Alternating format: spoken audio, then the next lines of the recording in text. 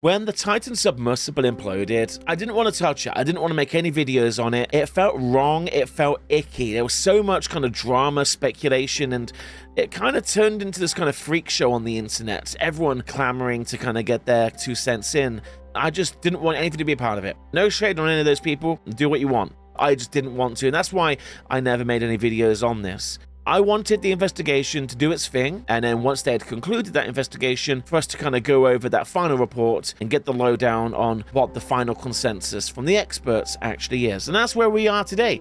United States Coast Guard has put out the final report onto the incident. Before we do dive into this, I know James Penker of Honor and Glory is working on a video right now. It's going to be way better than this. Way better. I really recommend go check out that video. He's a clever guy. Me, I'm an idiot. That guy, woo, clever. Me, dumbass. Reports of the Marine Board of Investigation into the implosion of the submersible Titan in the North Atlantic Ocean near the wreck site of the RMS Titanic, resulting in the loss of 5 lives on June 18, 2023. 5 people died when the commercial submersible Titan imploded on June 18, 2023, in what is considered to be a preventable tragedy. The U.S. Coast Guard's Marine Board of Investigation into the fatal incident found that Oceangate's failure to follow established engineering protocols for safety, testing, and maintenance of their submersible was the primary causal factor. The investigation further identified the need for proper corporate governance, a professional workplace culture, and improved regulatory oversight, in particular for novel vessel designs and operations. For several years preceding the incident, Oceangate leveraged intimidation tactics, allowances for scientific operations, and the company's favorable reputation to evade regulatory scrutiny. By strategically creating and exploiting regulatory confusion and oversight challenges, Oceangate was ultimately able to operate Titan completely outside of the established deep sea protocols, which had historically contributed to a strong safety record for commercial submersibles. The lack of both third-party oversight and experienced Oceangate employees on staff during the 2023 Titan operations allowed Oceangate's chief executive officer to completely ignore vital inspections, data analyses, and preventative maintenance procedures, culminating in a catastrophic event. Mission 5 of the 2023 Titanic expedition began at 9:31 a.m. on June 16th, 2023, when the Port-au-Prince departed the port of St. John's, Newfoundland and Labrador, Canada, with 42 persons on board, a 17 crew, 24 clients, and 1 non-designated person. The Titan was secured atop a launch and recovery system, LARS, and was towed approximately 370 nautical miles into international waters, the Titanic wreck site, to conduct dive operations. The Titan was built in 2021 in Everett, Washington, as a 22-foot manned submersible with an 8-foot-long carbon fiber pressure hull glued to titanium end sections. Owned by Cyclops 2 LLC, chartered by Oceangate Inc., and operated by Oceangate Expeditions, it was not registered, certified, inspected, or classed by any international flag administration or recognized organization. On June the 18th, 2023, the Port-au-Prince arrived in the vicinity of the Titanic wreck site location. The average speed throughout the transit of the Port-au-Prince, with the Titan and LARS in tow, was approximately 8.3 knots. At 5:48 a.m., preparations began for Dive 88, with Oceangate personnel and contractors being launched from the Port-au-Prince via small boats to prepare the LARS and Titan for the dive. 7:35 a.m., the small boat was landed with the Dive 88 crew to transport them to the platform. The crew for Dive 88 included the Oceangate CEO as the pilot, a Titanic content expert, Mission Specialist Number 1, Mission Specialist Number 2, Mission Specialist Number 3. At 8:30 a.m., the participants for Dive 88 were loaded into the Titan, and the forward dome was secured, sealing all 5 inside of the Titan. Kind of chilling in hindsight, knowing that's their coffin. They were probably so excited, eager to get down, and they didn't know. They didn't know. At approximately 9:14 a.m., the dive commenced as the Titan disengaged from the platform and began its descent towards the wreck site. The descent was a free fall through the water column, controlled by the vessel's ballast condition. Typically, the Titan would maneuver near the surface for a communication check. But on this final dive, it did not follow that procedure. Communications between the Titan and the Polar Prince relied on abbreviated text messages, as the Titan was not equipped with a voice communication system capable of functioning below the surface. At 9:28 a.m., communications confirmed that the Titan was descending at 33 meters per minute. At 9:53 a.m., communication was lost with the Titan, and as a result, the Polar Prince sent the communications, "Do you see Polar Prince on your display?" The Titan did not respond. The Polar Prince sent the same message multiple times over the next 13 minutes. At 10:08 a.m., the Titan responded with a simple K, indicating a communications check. At 10:23 a.m., the support vessel and Titan, at a depth of 2,833 meters, exchanged messages regarding the submersible's position relative to the bow of the Titanic. As the Titan approached the ocean floor, it followed standard procedure by releasing ballast weights to slow its descent. At 10:47:02 a.m., at a depth of 3,341 meters, the Titan messaged the Polar Prince, reporting dropped 2 weights. 6 seconds later, at 10:47:08 a.m., at a depth of 3,346.28 meters, the Titan sent out an automated transmission that recorded its final location at 4144.06 north, 4956.54 west. At approximately 10:47:09 a.m., the Titan suffered a catastrophic implosion, resulting in the immediate loss of all lives aboard. 2 seconds later, the Titan's communications and tracking team on the Polar Prince heard a bang emanating from the ocean surface, which the investigation later correlated to the Titan's implosion. It's around 400 meters to go. Yeah. It should be about 500 meters, 30. What was that thing? After that, all communications and tracking with the Titan were lost. Polar Prince and the Oceangate support personnel conducted missed communications protocols in an attempt to communicate with Titan. The Polar Prince notified the Canadian Coast Guard of the Titan in distress at 7:10 p.m. on June 18, 2023. Canadian Coast Guard directed the Polar Prince and Oceangate support personnel to contact the U.S. Coast Guard's Rescue Coordination Center at Boston, as the distress was located in the Rescue Coordination Center Boston area of responsibility. Rescue Coordination Center Boston initiated the distress phase and identified Titan's case as one where there was a grave or of imminent danger to the vessel or the personnel, requiring immediate response. Following the distress notification, a multinational search and rescue operation was launched involving ships and aircraft.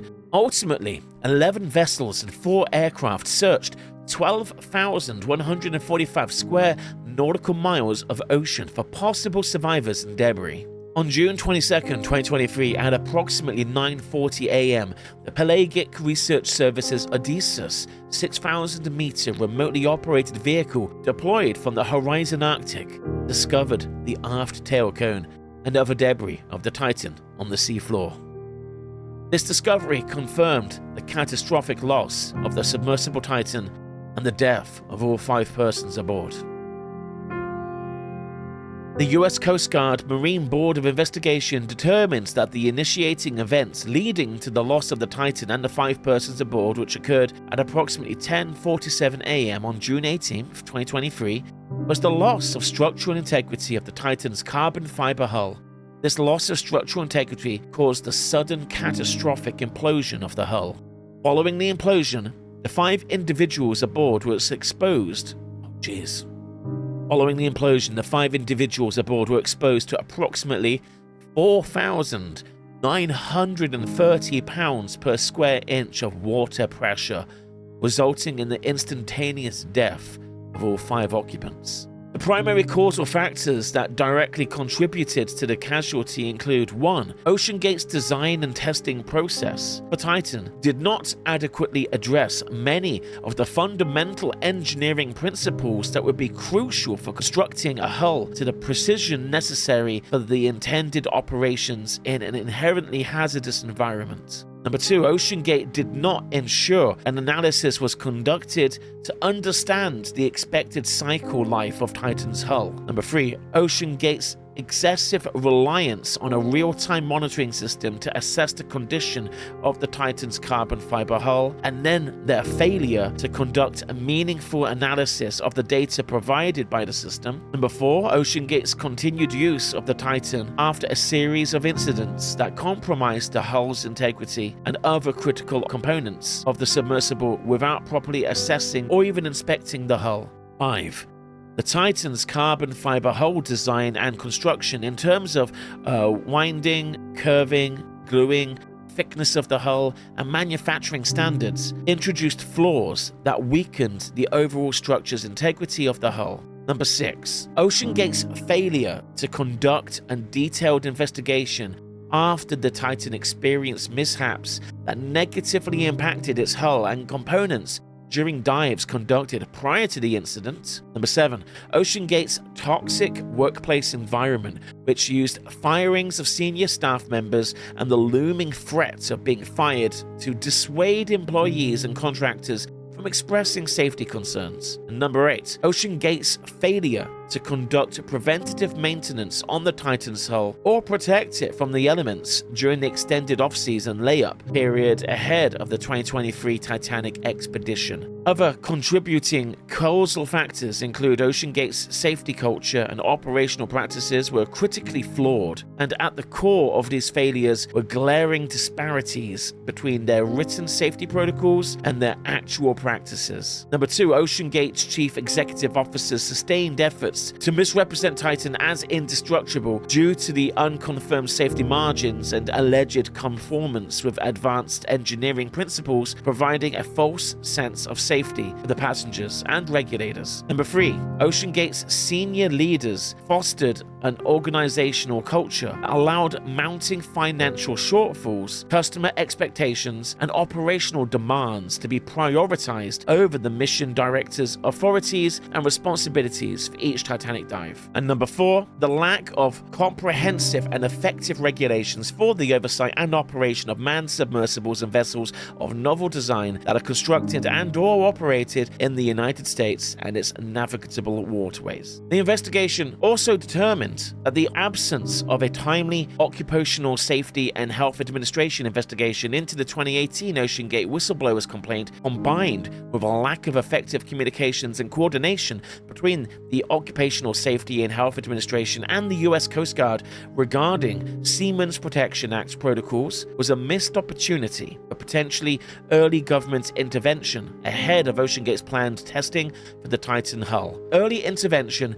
may have resulted in Oceangate pursuing regulatory compliance or even abandoning their plans for the Titanic expeditions. So many of the things that they've just mentioned there kind of come to memory from the documentaries. Netflix and the BBC put out two recent documentaries that were, in my opinion, really, really good. Notably, just how insane this all was. Like, we're not talking about like some minor missed flags, we're talking like entire buildings on fire worth of red flags. During this one dive, the sounds were haunting of the pressure hull cracking and popping.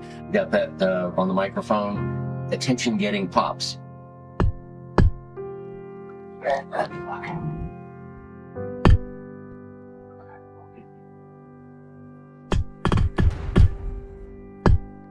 Get your attention. That will get your attention.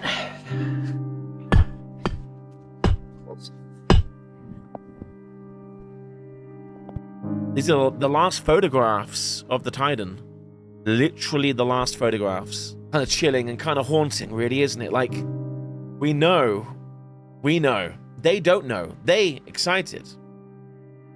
At approximately 8:57 a.m., prior to the submerging the last platform and the submersible Titan, 5-minute stop ski was conducted according to the Oceangate's manual. Stop ski is described as 5-minute delay in operations that shall be inserted before a major action is taken, such as commencing dive operations, lifting of manned vessels, or other life-critical activity. Stop ski was a means of slowing a potentially fast-paced, focused operation, and permitting all members to review their equipment or role to ensure all systems were safe and ready for launch. You know, that sounds good in principle. This allocation of free time to really double-check everyone's on top of their duties before we progress ahead.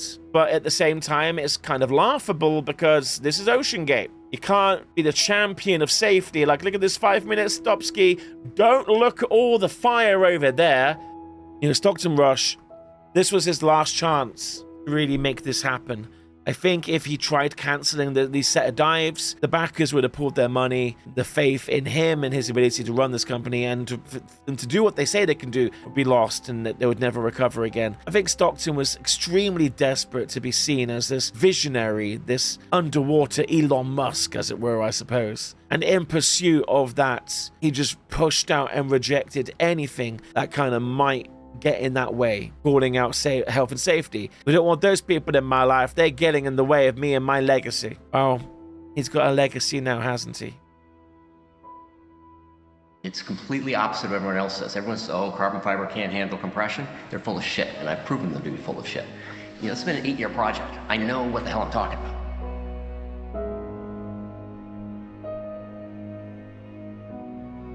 Stockton was in such a rush to get down there and to prove his name. He really did it.